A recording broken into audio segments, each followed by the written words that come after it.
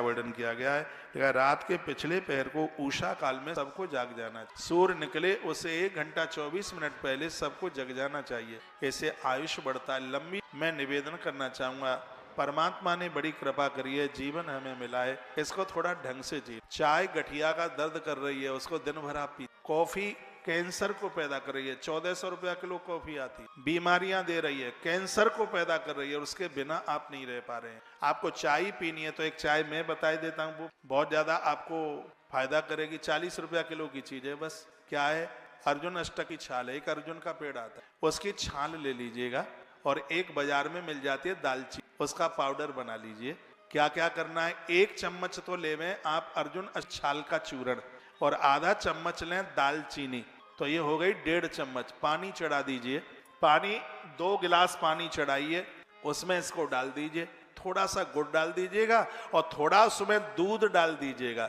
जब 2 गिलास का 1 गिलास रह जाए, घूंट घूंट करके पी लीजिए। ना थायराइड बढ़ेगा, ना हड्डियों में दर्द होगा, ना आपका मोटापा बढ़ेगा, ना अस्थमा होगा, श्वास की बीमारी भी ना होगी। ये आयुर्वेद में इतना अद्भुत उपचार है। चाय पीनी है तो ये पियो।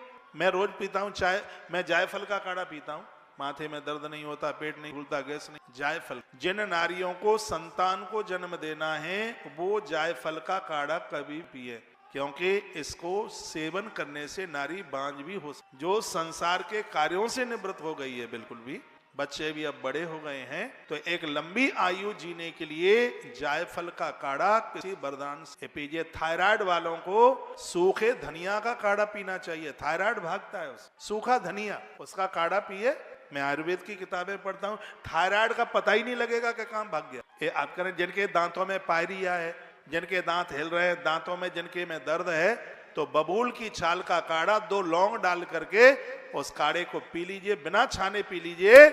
90 साल में भी दांत गिरेंगे नहीं, दर्द नहीं हो, किसी भी प्रकार की तकलीफ नहीं होगी। ऐसा लगता है फ्री की दवाइयां। इतना बताने में हजारों रुपया डॉक्टर आपसे ले लेते, और मैं आपसे 2 रुपया भी नहीं ले रहा हूं, तो भी आप मेरी बात नहीं मान रहे। आज एक कैंसर की औषधि की भी बात मैंने आपके बीच में नहीं। तो अपने स्वास्थ्य का ध्यान रखिए, क्योंकि पहला सुख है निर्मल काया, शरीर स्वस्थ हो।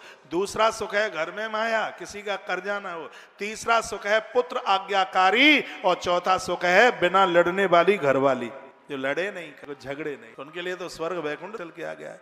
अपने जीवन को ठीक से जीने कीजिए। ये चाय वाय छोड़िए, कैंसर को रिफाइंड जन्म दे रही, ये तली तलाई चीजें, ये सब ज्यादा आप खा रहे हैं, ये स्वास्थ्य के लिए बहुत हानिकारक है, ये मधुमेह को भी पैदा कर, तो क्यों ऐसे